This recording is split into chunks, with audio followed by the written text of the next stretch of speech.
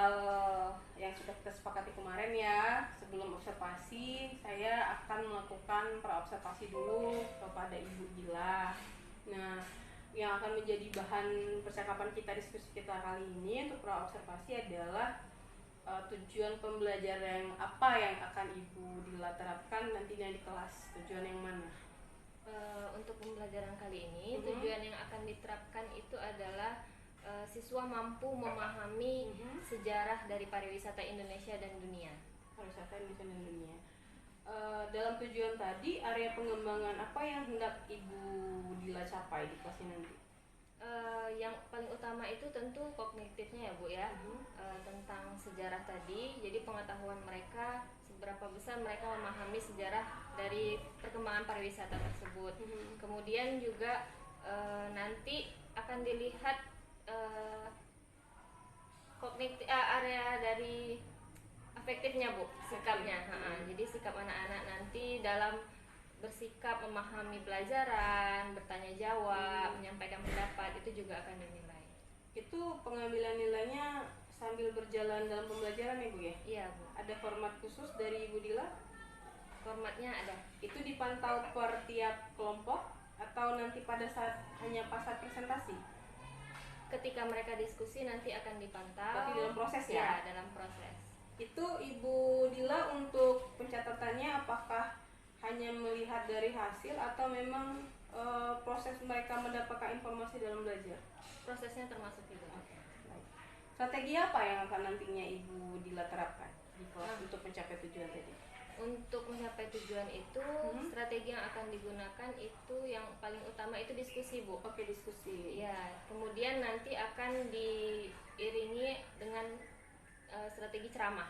Ceramah ini hanya penunjang ya? Hanya penunjang. Jadi yang pertama adalah diskusi yang Ibu akan terapkan. Ya. Kenapa diskusi menjadi strategi Ibu Dila dalam mencapai tujuan pembelajaran ini?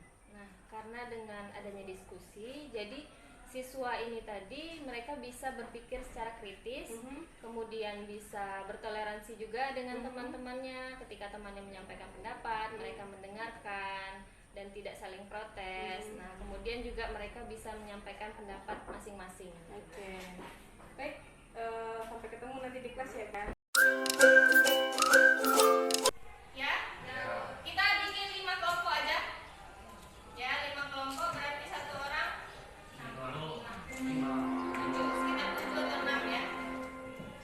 Ya, kita kan 35 orang. Nanti ada beberapa yang nggak masuk.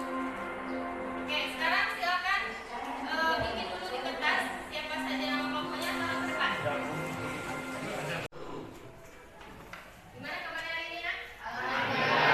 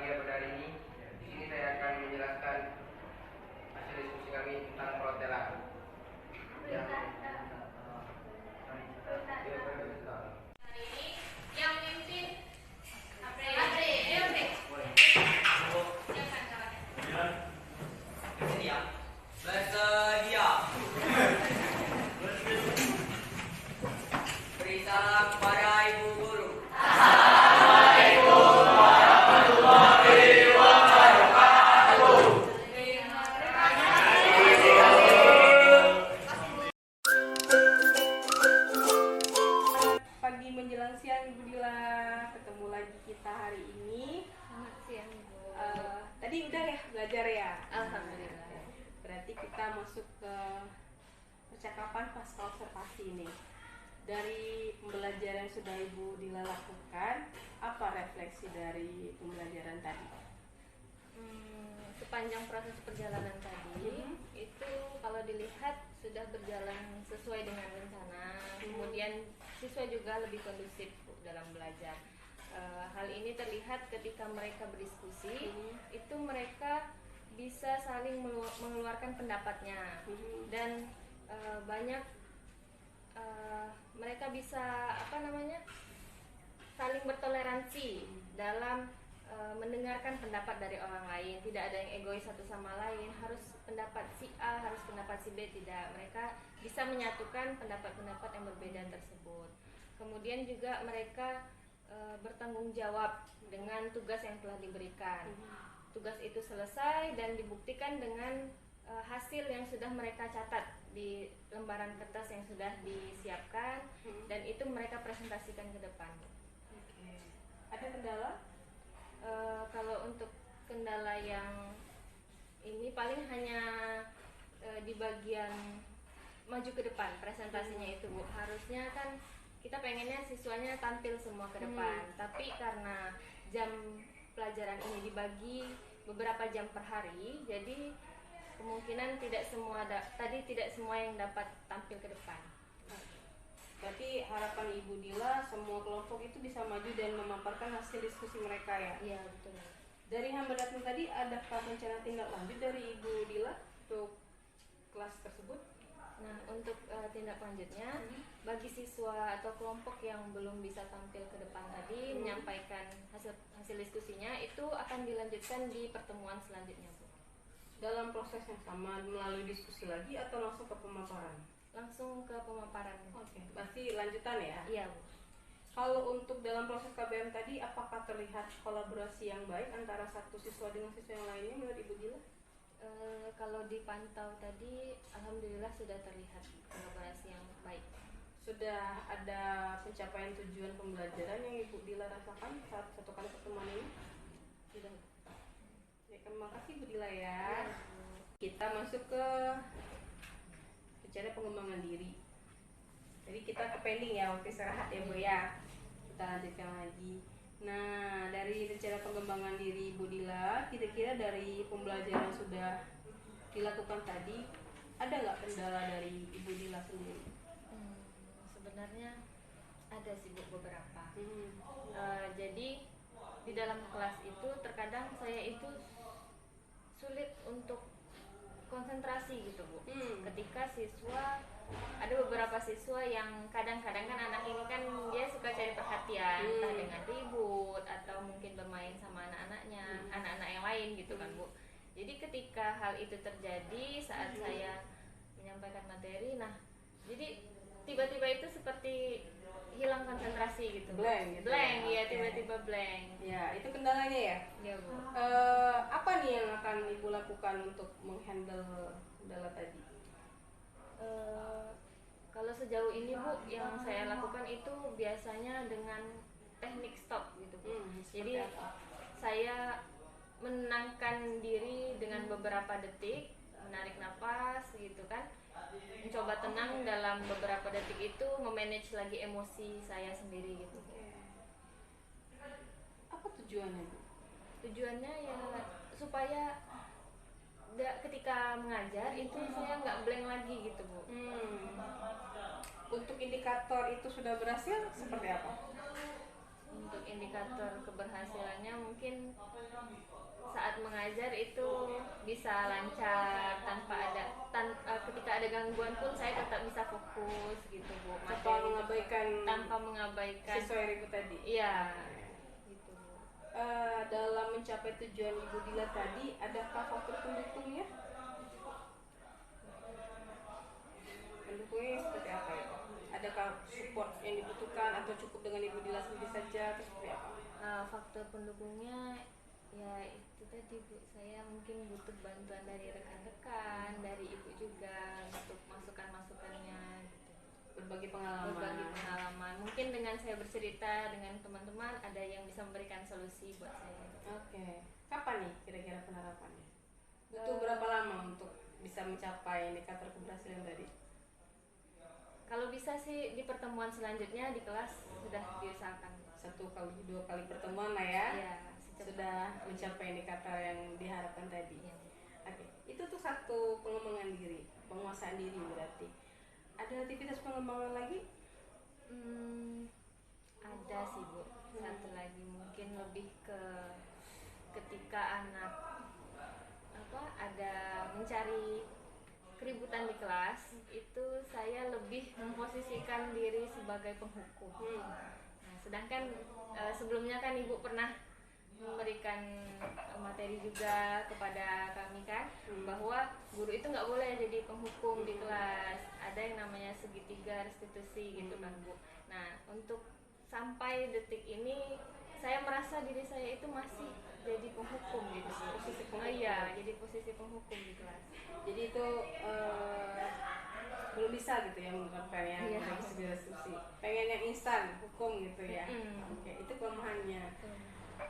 Untuk menghandle kelemahan tadi, apa nih yang pengen Ibu Dila kembangkan? Mungkin ketika anak salah atau membuat keributan, saya harusnya kan mencari dulu alasannya, bertanya dulu kepada anak tersebut, gitu Bu, kenapa mereka ribut atau mungkin mengganggu temannya. Setelah udah dapat informasi masalahnya apa yang nantinya akan Ibu Dila terapkan? Mencari solusinya. Tidak memberikan hukuman? Memberikan hukuman juga sih. Hukuman atau konsekuensi? Konsekuensi mungkin. Konsekuensi. Jadi ketika mereka berbuat sesuatu yang salah, itu ada seperti konsekuensi. Sama seperti ketika seseorang mendapatkan prestasi, tentu ada reward gitu Bu. Nah, untuk kesalahan tentu juga ada konsekuensi gitu. Kalau dalam pembelajaran, sebelum pembelajaran itu apakah ada kesepakatan yang Ibu Dila terapkan di kelas? Kesepakatan bersama, jadi anak-anak tahu apa yang harus dilakukan, apakah hak mereka apa, kewajiban mereka apa. Jika mereka melanggar kesepakatan tadi, berarti ada konsekuensi. Apakah itu diterapkan? Terkadang diterapkan, tapi kadang lupa juga gitu Bu. Ibu Dila wali kelas ya? Iya Bu. Di kelasnya sudah ada kesepakatan kelas, misalnya harus saling menghargai, harus jujur, sudah dibuat belum ya? Itu baru dibikin satu aja Bu, belum yang per anak gitu. Jadi diwakili sama ketua kelas yang tanda tangan. Apakah nanti hasil diskusi dari setiap anak-anak nanti akan menjadi kesepakatan bersama di kelas? Iya. Itu sedang berproses sekarang. Baik, ada lagi untuk pengembangan diri atau cukup 2 atau mungkin ada lebih dari 2 mungkin? Mungkin sejauh ini segitu dulu Bu. Untuk kayak kemampuan teknologi dan sebagainya sudah bisa lah ya. Kedepannya kalau misalnya saya ingin konsultasi sama Ibu boleh ya Bu ya? Boleh, baik. Ya, oke lah untuk rencana pengembangan diri. Berarti di coaching berikutnya kita di besok ya Bu Dila ya? Iya. Mau pagi atau jam berapa? Mungkin di agak siang aja Bu setelah ngajar. Baik. Ada lagi Bu Dila? Sudah Bu. Baik. Lanjut ngajar lagi ya? Iya Bu. Terima kasih Bu Dila, selamat siang. Selamat siang Ibu Dila, gimana nih? Ada yang bisa saya bantu? Gini Bu, kemarin kan udah minta janji ketemu ya sama Ibu ya. Iya. Terkait pengembangan diri saya Bu, mengajar di kelas. Iya. Yang mana nih? Yang belum bisa mengontrol emosi ya? Iya. Nah, kenapa itu? Jadi tadi setelah mengajar itu masih, menurut saya sih Bu, masih terpancing gitu Bu. Padahal saya sudah melakukan teknik stop. Cuman ketika anak seperti mencari perhatian lagi dengan keributan gitu kan. Jadi saya blank lagi gitu Bu. Belum bisa mengontrol lagi. Iya, belum bisa mengontrol. Oke. Tadi belum bisa mengontrol. Mengontrol ini masalah yang Ibu lihat itu yang seperti apa? Mengontrolnya seperti apa ini? Mengontrol untuk enggak blank dengan apa yang mau disampaikan gitu. Lupa langsung. Iya, lupa langsung. Jadi saat anak-anak memicu keributan atau ada yang gangguin temannya itu kan otomatis kita pandangan kita ke sana ya, Bu. Nah, ketika hal itu terjadi itu saya tiba-tiba sudah ini apa ya gitu. Kayak gitu, Bu. Lupa apa yang mau disampaikan nantinya. Lupa. Selain itu apa lagi? Selain blank tadi.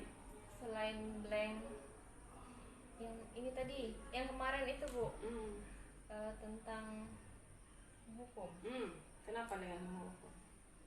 Sejauh ini juga masih diterapkan, Bu, yang sistem menghukum anak. Oke, menghukum yang seperti apa itu, Bu?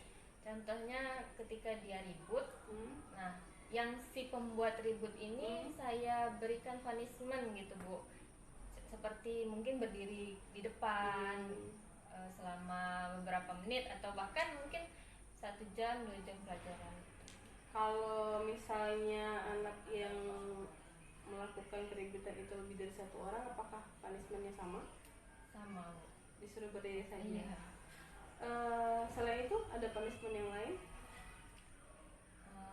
Paling baru sebatas itu, Bu, karena kalau untuk dikeluarkan dari kelas itu rasanya nggak mungkin, karena di luar kelas anak-anak itu nggak ada yang menghandle, takutnya mereka kan malah kantin atau mungkin bikin rusuh di tempat lain gitu, Bu. Nah, sejauh ini baru sampai dihukum berdiri di depan.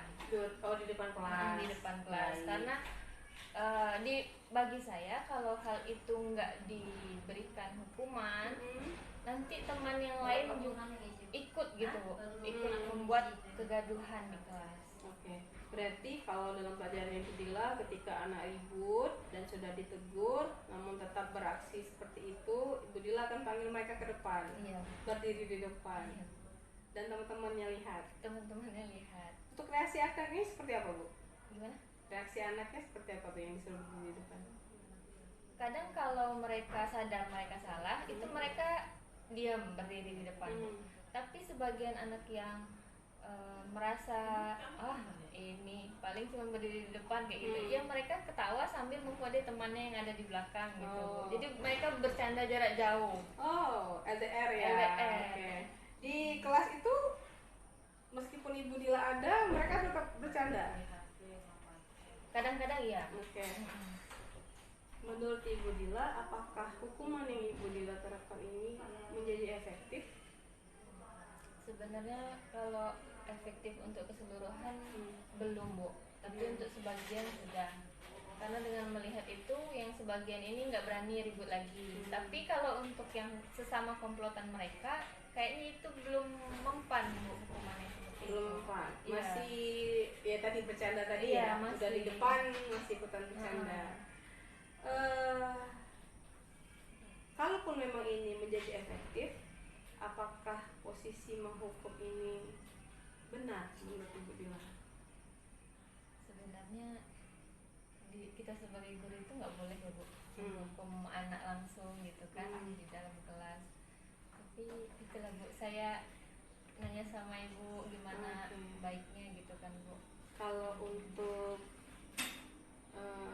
menurut Ibu Dila nih, seorang guru itu yang seharusnya di kelas, namanya ribut itu kan pasti ada lah yang di sekitar kelas ya. Posisi yang baik ini guru yang seperti apa? Apakah guru yang marah-marah terus menghujat anaknya, suruh ke depan atau suruh keluar, ataukah sosok guru yang seperti apa gitu? Mungkin guru yang lebih menjadi kayak penenang gitu ya, Bu. Ketika anak ribut bukan malah dikata-katain atau bahkan dihukum, mungkin sebaiknya ditanya alasannya baik-baik, diajak bicara 4 mata, jadi disadarkan secara apa ya, dari hati ke hati lah sama anaknya gitu. Kalau itu dilakukan secara pribadi, mana nih yang menurut Ibu Dila lebih efektif? Ibu Dila 4 mata dengan anak tadi atau langsung diceramahin di depan teman-teman? Sepertinya yang lebih efektif diajak bicara 4 mata. Boleh tahu alasannya, Bu? Karena terkadang sebagian siswa memang ada yang mungkin mereka malu kalau dimarahin depan teman, sebagian mungkin nggak peduli gitu kan ya. Nah untuk yang malu ini mungkin kita ajak bicara. Nah untuk mengukur siapa yang anak yang malu atau enggak kan kita nggak tahu Bu. Jadi sebaiknya di setiap ada masalah itu anaknya dipanggil dulu. Oke. Ibu Dila ngajar kelas 10 ya? Kelas 10. Kelas 10 itu usia sekitar berapa ya? 16, 17. Ibu Dila bisa memahami karakter siswa di usia segitu tuh, mereka tuh sebenarnya butuh apa dari kita sebagai guru? Sebenarnya mereka itu kayak butuh sosok yang bisa jadi orang tua, bisa jadi kakak, bisa jadi teman cerita juga gitu Bu. Jadi nggak harus kayak selalu diperintah atau disuruh-suruh kayak gitu Bu. Jadi mereka lebih suka yang pendekatan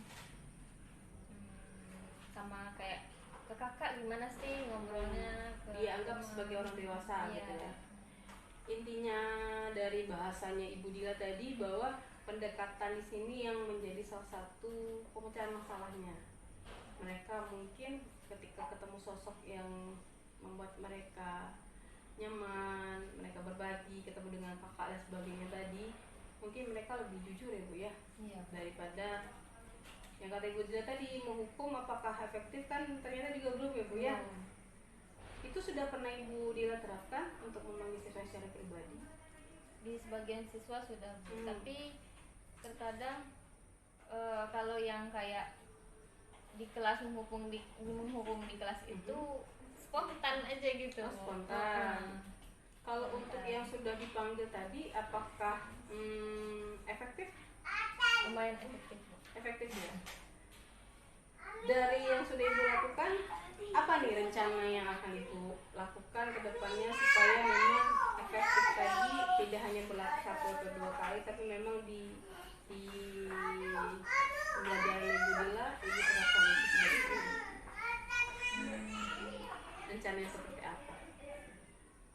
Mungkin ketika baru masuk mau belajar gitu Bu, lebih ke menyapa anak-anak, jadi ditanyakan tentang keseharian mereka, kabarnya. Jadi kan mereka merasa lebih dekat dengan kita. Nah, apa tadi konsultasi yang 4 mata dengan anak-anak itu tadi mungkin akan lebih diingat sama mereka Bu, kalau mereka udah ngerasa dekat sama kita. Kalau nanti itu diterapkan, harapan Ibu Dila anak-anak yang seperti apa nantinya akan Ibu Dila hadapi di kelas? Kalau harapannya anak-anak yang memang aktif ketika pembelajaran gitu ya Bu. Kemudian saat ada yang orang berbicara di depan menyampaikan materi, entah itu gurunya atau temannya, itu mereka pun menghargai tanpa bikin keributan di belakang, tanpa sibuk sendiri. Mereka fokus juga memperhatikan di depan. Oke. Hanya itu harapan Ibu Dila atau ada mungkin capaian yang terbesar menurut Ibu Dila setelah ini, kalau semua sekolah atau semua rekan-rekan sejauh Ibu Dila menerapkan hal yang sama, wujud sosok murid yang seperti apa yang nantinya akan lahir di sekolah ini? Intinya siswa yang berkarakter. Berkarakter yang seperti apa? Siswa yang berkarakter sesuai dengan profil pelajar Pancasila, sesuai dengan kurikulum yang berlaku saat ini Bu. Siswa yang berakhlak mulia gitu kan Bu. Kemudian mampu berpikir kritis, kemudian mandiri, kreatif. Jadi mereka itu fokus dengan pelajaran mereka, dengan pengembangan diri mereka, bukan fokus bikin keributan, fokus dengan bikin masalah gitu. Untuk rencana aksi tadi, siapa nih yang punya peran dan tanggung jawab nih? Tentunya gurunya. Ya, termasuk kita lah ya. Termasuk kita semua. Selain kita, guru, siapa lagi? Orang tua tentu juga harus ada komunikasi, terutama dengan wali kelas ya Bu ya. Jadi apapun kegiatan anak di sekolah, orang tua setidaknya harus tahu lah. Selain orang tua dan guru, ada pihak lain itu? siswanya sendiri. Siswa. Untuk di sekolah Ibu Dila sendiri, di sekolah kita ini, apakah peran kepala sekolah menjadi hal yang penting untuk tercapainya tujuan ini? Peran kepala sekolah tentu sangat penting. Supportnya ya? Sangat penting support kepala sekolah. Dan satu visi misi yang sama dengan ibu guru ya? Iya, Bu. Jadi bukan Ibu Dila sendiri saja yang bekerja, nanti yang lain-lainnya ya tetap jadi penghukum. Mungkin bukan itu impian kita ya, Bu Dila ya. Kira-kira waktu pencapaian tujuan ini berapa lama? Kalau harapan saya, Bu, dalam pertemuan selanjutnya atau mungkin hari besok sudah mulai dicoba berproses ya, Bu. Berproses.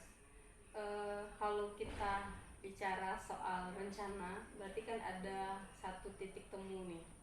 Kira-kira sudah mulai terlihat indikator keberhasilannya ini butuh berapa lama jika satu sekolah ini kita kompak untuk melakukan ini? Mungkin sekitar seminggu, 2 minggu. Bisa terlihat indikator keberhasilannya? Insya Allah dalam cepat ya? 2 minggu.